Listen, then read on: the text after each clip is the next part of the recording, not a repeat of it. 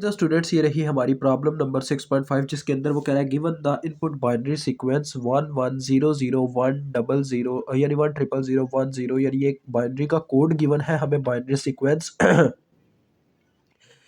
जिसकी हमने क्या करनी है जी स्केच करनी है wave form of the in phase and quadrature components of a modulated wave यानी कि एक मॉड्यूलेटेड सिग्नल है उसकी हमने इन फेज और क्वाड्रेचर कंपोनेंट की वेव फॉर्म ड्रा करनी है update by using Q P S के बेस्ड ऑन द सिग्नल यानी क्वाड्रेचर फेज शिफ्ट कीइंग जो इसके ऊपर बेस करता है वो आपको फिगर 6.6 में दिखाया गया आपकी बुक के अंदर जिसकी आपको क्या नाम है वो स्क्रीन रिकॉर्डिंग अभी दिखाने लगे हैं इसके टेबल की। तो चले आए।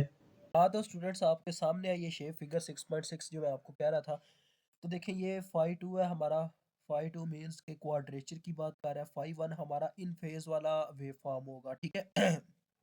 तो इसके अंदर वो बाइनरी कोड्स लिखे हैं देखो 10। अगर आप सही तरीके से गौर से देखें तो आपको ये नज़र आएंगे 10 √e/2 है। उसके बाद ये मैसेज पॉइंट है 11 जिसके ऊपर -e/2 है। तो इसका एक टेबल तैयार किया जाता है ये आप देख सकते हैं, ये टेबल है हमारे पास इसका। Table 6.1 signal space characteristics of QPS के।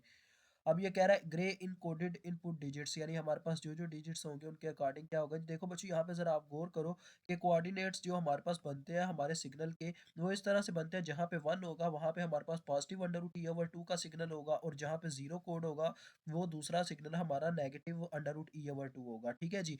और पहले 45 डिग्री आएगा, ठीक है जी। फिर हमारा देखें 45 डिग्री के बाद 225 डिग्री, 225 डिग्री के बाद हमारे पास 315 डिग्री आता है। ये आप 45 × 5 करके देख सकते हैं, 7 × 45 करके देख सकते हैं। डिफरेंट मतलब कहने एंगल्स बनते हैं।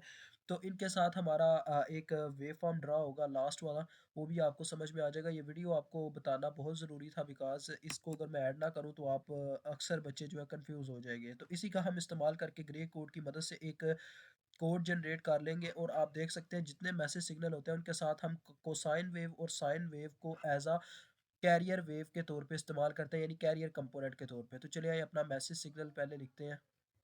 तो बच्चों इससे जैसा कि मैंने आपको दिखाई है स्क्रीन रिकॉर्डिंग, तो उस लिहाज से हमारे पास देखें ये जो कोड है इन सबको यानी कि हमें क्या करना होगा। सबसे पहले नंबर पे दो दो का कोड हमने लेना ना। तो डाई बिट के नाम से हम इसको जानते हैं क्योंकि एक ये जो एक कोड होता है ना, एक यानी ये जो वन है एक यानी हिंसा इसको कहते हैं बिट।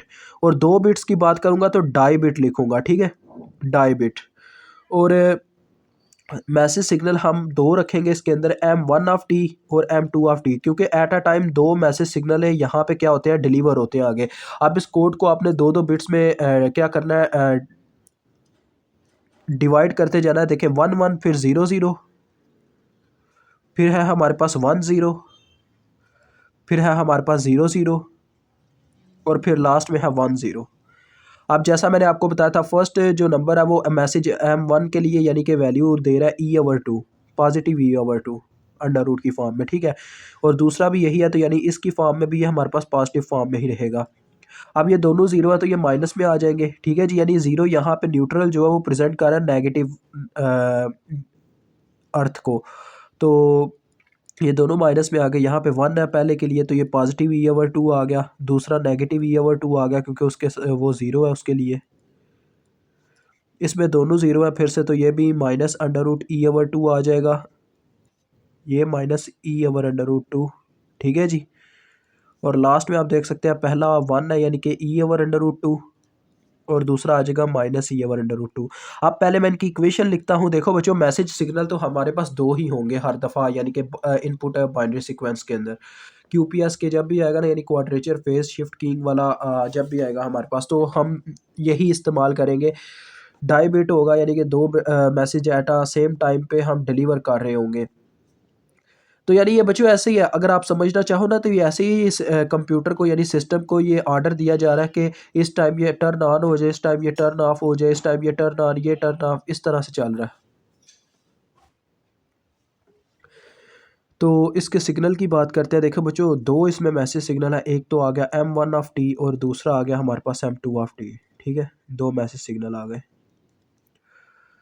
अब वेव कौन सी रखें बच्चों, इसको यानी चले इसको हम सपोर्ट दे देते हैं कॉज की, ठीक है। कॉज इसके लिए इस्तेमाल कर लेते हैं अपना कैरियर सिग्नल, और दूसरे के लिए साइन कैरियर सिग्नल इस्तेमाल करना पड़ेगा, साइन 2 पाई FT। ये बच्चों मैंने कैरियर लिए एज अ कैरियर, ताकि ये इसको कैरी करके लेके जा सके मैसेज सिग्नल को, जो हमने स्टडी किया था चैप्टर 4 में। तो अब इसको ड्रा करना है, क्योंकि मेन चीज़ यही कही गई थी, स्केच कीजिए इन वेव फॉर्म के इन फेज़ और क्वाड्रेचर कंपोनेंट्स को। अब इनमें इन फेज़ कौन है बच्चों? इन फेज़ असल में ना आपका ये जो फर्स्ट कंपोनेंट है ये इन फेज़ है, और ये दूसरा क्वाड्रेचर का कंपोनेंट है, ठीक है जी। यानी जिसके साथ कोसाइन वेव होती है वो हमारा इन फेज़ कंपोनेंट होता है। जो जिसके साथ आप carrier as a cause wave को इस्तेमाल करते हैं ना, वो आपका इन फेज़ कंपोनेंट होता है। ये आपके बुक के अंदर दिखाया गया, जिसकी मैंने स्क्रीन रिकॉर्डिंग आपको दिखाई है ना, उसी के अंदर ये चीज़ बताई गई है। स्लाइड नंबर आपकी वो 355 है, ठीक है, आप देख सकते हैं जाके बुक के अंदर। तो ये कोसाइन वेव वाला हमारा कौन सा है जी? इन फेज वाला। इसको आई से प्रेजेंट किया जाता है, i of t is equal to M1T cos 2 pi F0T, ठीक है जी। इसको इससे प्रेजेंट किया जाता है। और ये जो अपना क्वाड्रेचर का कंपोनेंट है दूसरा, इसको Q(T) से प्रेजेंट किया जाता है। ओके हो गया। अब हम इनके सिग्नल्स को ड्रा करते हैं। अब जैसा कि इनकी जो वैल्यू है वो 1 0 1 0 के बीच में चल रही है, यानी ये एक स्केयर वेव बनने वाली है, क्योंकि वही ऐसे सिग्नल को प्रेजेंट्स कर सकती हैं।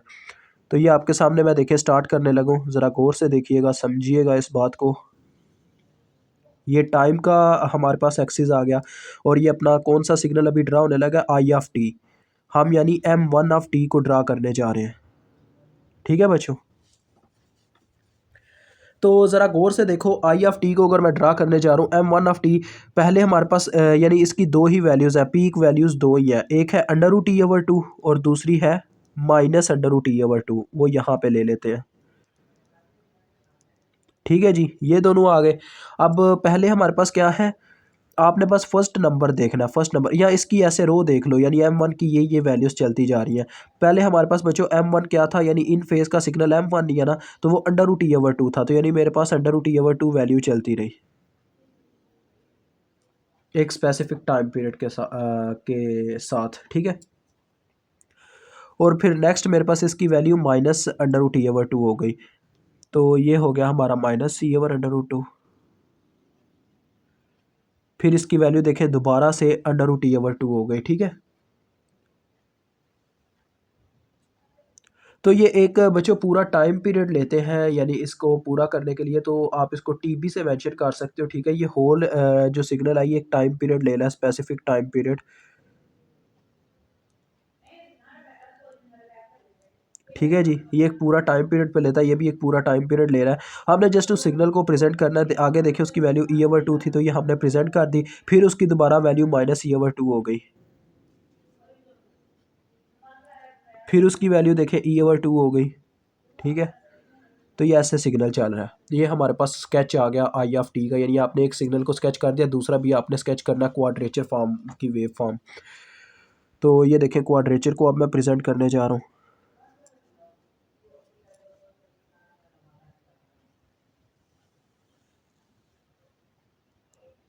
ये T, ये Q(T) आ गया, ठीक है जी। अब यहाँ पे भी वही चक्कर, यानी एक तरफ हमारे पास वैल्यू रहती है √E/2 और दूसरे में रहती है हमारे पास वैल्यू ये सॉरी बच्चों, मैं ना एक मिस्टेक कर रहा हूँ, मुझे अभी पता चला, वो टेबल मैंने ना इग्नोर कर दिया, वो टेबल आपको दिखा के भी मैं गलती कर रहा हूँ। यहाँ पे सॉरी टाइम पीरियड आता है, माजरत, ये टाइम पीरियड है, ठीक है। ये 2 की जगह, सब की जगह टाइम पीरियड है।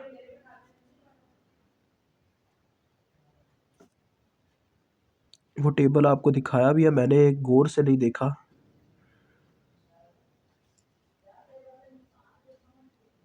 क्योंकि एनर्जी अकॉर्डिंग टू टाइम आएगी, हाफ एनर्जी नहीं आएगी,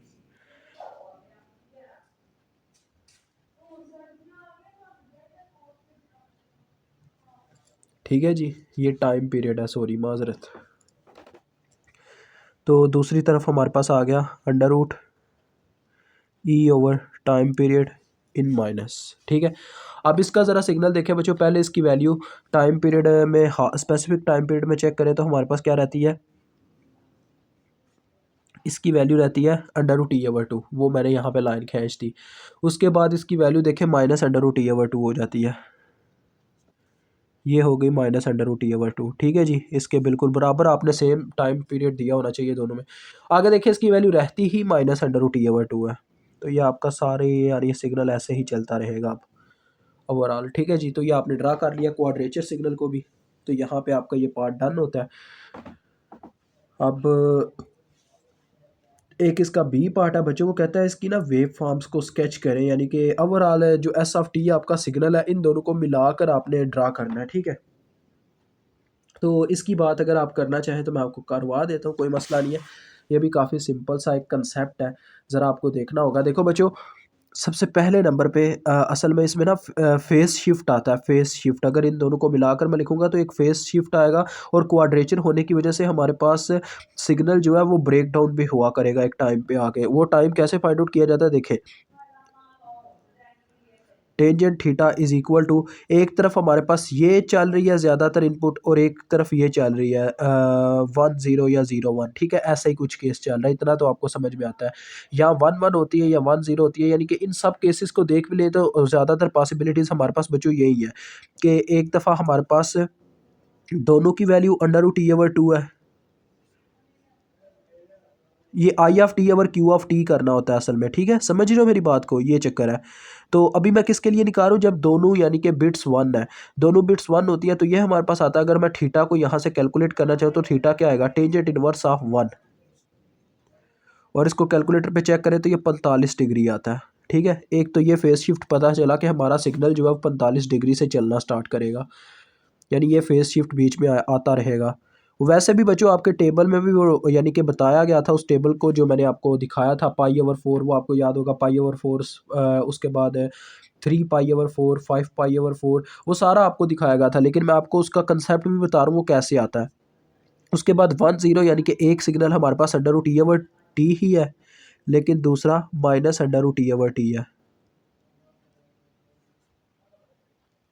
तो थीटा इधर ही रह गया, टेंजेंट इनवर्स ऑफ -1 आ जाएगा। देखें ये दोनों कट गए और ये माइनस ऊपर डिलीवर हो गया, तो -1 का आ गया, जो कि हमारे पास आता है -45 डिग्री।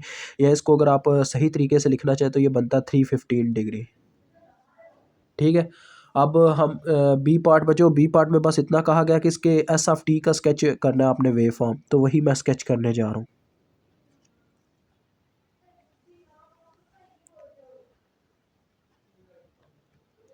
ठीक है जी, ये आपका S(t) स्केच होने लगा। अब ज़रा गौर कीजिएगा बच्चों, आपने इस बात पे गौर करनी है, इनकी जो वैल्यूज़ है I(t) और Q(t) आपस में जमा होकर S(t) का सिग्नल यानी यहाँ पे हमारे पास जनरेट करते हैं, दोनों आपस में जमा हो के। तो लिहाजा इनकी जो वैल्यूज़ हैं वो भी आपस में जमा हो जाएंगी, बस इतना फ़र्क आएगा। तो इन दोनों को जमा करके देखें क्या आता है, बस साइन का ही फ़र्क है ना, और तो कुछ भी नहीं है। √T/t प्लस इसमें करूँ √T/t, तो ये हमारे पास क्या बन जाएगा, देखिए एक और एक दो, यानी ये आ जाएगा √2E/t,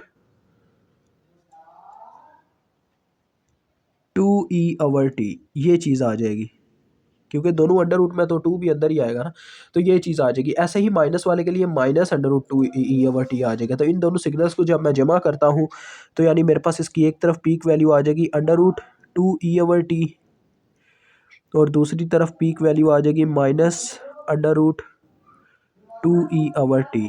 ठीक है जी, अब इसको ड्रा करना स्टार्ट करते हैं। कुछ बच्चे यहाँ पे गलती करेंगे, वो इसको भी स्केयर फॉर्म में ही ड्रा करने बैठ जाएंगे। बच्चों स्केयर फॉर्म में नहीं आएगा, ये आएगा साइनोसाइडल वेव्स की फॉर्म में, बिकॉज इनके साथ जो कैरियर का इस्तेमाल किया जाता है वो साइनोसाइडल होते हैं, कोसाइन और साइन। तो लिहाजा उनके साइनोसाइडल होने की वजह से हमारे पास हमेशा आउटपुट में साइनोसाइडल की फॉर्म में ही सिग्नल रहता है। बिकॉज देखें, ये जो आपने सिग्नल ड्रा किए हैं ना, ये आपके मैसेज सिग्नल थे। मैसेज सिग्नल की फ्रिक्वेंसी बहुत कम होती है, जबकि जो साथ में कैरियर सिग्नल होते हैं उनकी फ्रिक्वेंसी इतनी हाई होती है कि अगर हम एट अ टाइम इस होल सिग्नल को देखेंगे ना, तो हमें ज़्यादा फ्रिक्वेंसी होने की वजह से ये इसी का सिग्नल नज़र आएगा, कोसाइन वेव का, क्योंकि ये कैरियर वेव है, कैरियर सिग्नल है, तो इसकी फ्रिक्वेंसी बहुत ज़्यादा होती है। इसी तरह से साइन का भी यही चक्कर होगा। तो अभी हम होल सिग्नल की बात करने लगे तो हमें वेव्स नज़र आएंगी कोसाइन और साइन की। तो लिहाजा अब आपने ब्रेकडाउन चेक कर लिया, देखिए कैसे होंगे। सबसे पहले सिग्नल जो है वो तो स्टार्ट ही कहाँ से होगा बच्चों, 45 डिग्री से स्टार्ट हो रहा होगा। देखिए ऐसे ये देखे ना, यहाँ कहीं पे 0 डिग्री बनता है ना, अगर ये डी से आप चेक कर सकते हैं, आपने एक अंदाजे से लगाने हैं। और ये आपने ऐसे लाइन देख लेनी है कहाँ कहाँ पे आपने सिग्नल को ब्रेक करना है, ये आपका सिग्नल भी बताएगा। ये ऊपर वाले जो सिग्नल है ना, ये आपको बताएगा। अभी मैं आपको यहाँ पे बताता जाता हूँ। देखे इस तरह से आपका 45 डिग्री से सिग्नल स्टार्ट हुआ, ठीक है। पहले हमने 45 डिग्री से स्टार्ट कर लिया। ड्रा करने में आसानी के लिए मैं आपको एक तरीका बता रहा हूँ, जुगारी तरीका कहते हैं हम इसको अपनी लैंग्वेज में। तो ऐसे, ठीक है जी। मैंने आपको एक चीज़ बच्चों यहाँ पे याद रखने को कहनी है कि जहाँ से आपने अपना स्टार्ट किया था ना, यानी कि ड्रा करना सिग्नल, वहीं पे एंड करना है। देखिए मैंने एंड जाके वहीं पे किया, यानी कि 45 डिग्री के करीब करीब ही छोड़ा है। देखो बिल्कुल उसके ना करीब करीब यहाँ पे आप कह सकते हो, ठीक है। और आगे अब यहाँ पे एक लेयर आएगी, यानी कि ब्रेक डाउन होगा सिग्नल का, क्योंकि एकदम से देखें दोनों में स्टेप डाउन हुआ है। ये देखो उसकी वैल्यू भी under root t over t से हमारे पास कहाँ पे आ गई है, minus under root t over t पे आ गई है। इसकी भी minus under root t over t पे आ गई है। तो दोनों की minus under root e over t की वैल्यू आ रही है। तो लिहाजा इस दफ़ा हमारे पास सिग्नल कहाँ से स्टार्ट होगा, -2 under root e over t से, यहाँ से, ठीक है जी। जब वैल्यू का शट डाउन आया, देखो ना, माइनस दोनों की वैल्यू है minus under root t over t, दोनों का minus under root t over t करने से हमें यही रिजल्ट मिलेगा।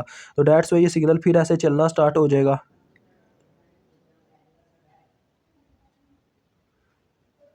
यानी यहाँ से स्टार्ट लिया इसने, आगे देखते हैं आगे क्या होता है। अब देखो बच्चों यहाँ पे आके फिर से वैल्यू का, यहाँ पे ये तो माइनस में चल रही है, लेकिन उसका एकदम से फिर से क्लच आया, यानी कि कह लो उसकी वैल्यू फिर से अंडर, यानी minus under root t over t से plus under root t over t हो गई है। तो यहाँ पे आके सिग्नल ब्रेक करेगा, लेकिन देखे होगा क्या, हमारे पास इसकी वैल्यू अब plus under root t over t है और इसकी minus under root t over t है, तो दोनों कैंसल आउट हो जाएगी। यानी ये सिग्नल क्या करेगा, यहाँ से चलना स्टार्ट करेगा। देखें ये फिर से एक दफ़ा ना, एक दफ़ा दोबारा से चलेगा जहाँ से इसने चलना स्टार्ट किया था। मैं आपको बताता हूँ, ये देखें ये हमने क्लच लगा लिया यहाँ पे। अब ये दोबारा 45 डिग्री से, यानी एक नई वेव फॉर्म चलना स्टार्ट हो जाएगी। उसकी रीज़न मैंने आपको बता दिया, क्योंकि वहाँ पे क्या हुआ है, वो जो वैल्यू आ रही है वो ज़ीरो हो गई है, यानी सिग्नल आपका दोनों का सम अब ज़ीरो हो रहा है। तो इन अदर लैंग्वेज अगर मैं आपको समझाना चाहूँ तो वो काफ़ी आसान बात होगी कि जो हमारे सिग्नल है ना बच्चों, देखो हो क्या रहा है दोनों में। अगर आप देखो एक दफ़ा 45 डिग्री से चलता है, एक दफ़ा हमारा जाके 315 डिग्री से चलता है। तो ये एंगल से ही पता चल जाता है। ये जस्ट आपको समझाने के लिए था, मैंने वहाँ पे आपको सिग्नल्स को कंपेयर करके भी समझा दिया, दोनों तरीक़ों से समझा दिया, ठीक है। लेकिन मेन चीज़ यही है हमारे पास।